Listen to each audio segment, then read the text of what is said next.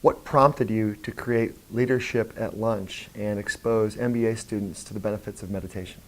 So before I went to business school, I'd been exposed to meditation. Maybe it was about 5 years before I went to business school. And my exposure to meditation was really crazy. I was visiting my parents, and I always like to try new things.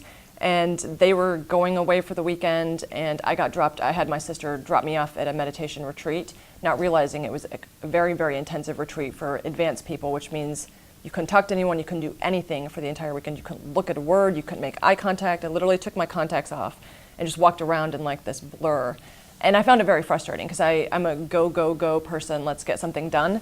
My first few days was just quite miserable, to be honest. And by the third day, I just found, I didn't found like peace and the happiness in the whole world, but there was something I just felt like there's something to this. I found a little bit more sense of clarity.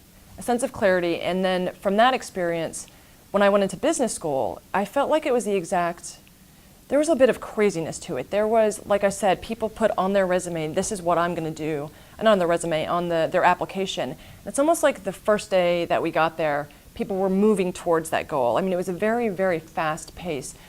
And I felt I was losing my sense of clarity while I was in business school. And I wanted to step back and just say, are we clear about this? Are we clear about what we're all so anxiously trying to go towards? And what amazed me is, and it's not just me, research has shown that there's a lot of fear culture in that world, in business school at times. And a lot of it is, that person coming up to you is like, did you go to that meeting? Did you catch that? Did you see that company that was here? Because if you miss that meeting, they're not going to invite you to the next interview. And I feel like there was just a lot of that going on constantly. Did you get this exam? Did you see the previews? And that mentality started to, I got sucked into it. And I was coming from a place where, I was coming from a liberal arts master's degree where it wasn't necessarily that way.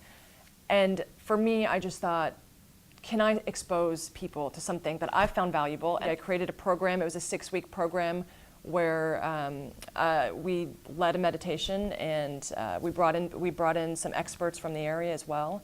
And a lot of people had never tried it. They didn't know what it was, but some people had that curiosity of, I wonder what it is. And that's exactly how I started when I got exposed to it. And if someone got something out of it, beautiful. That's all I could ask for.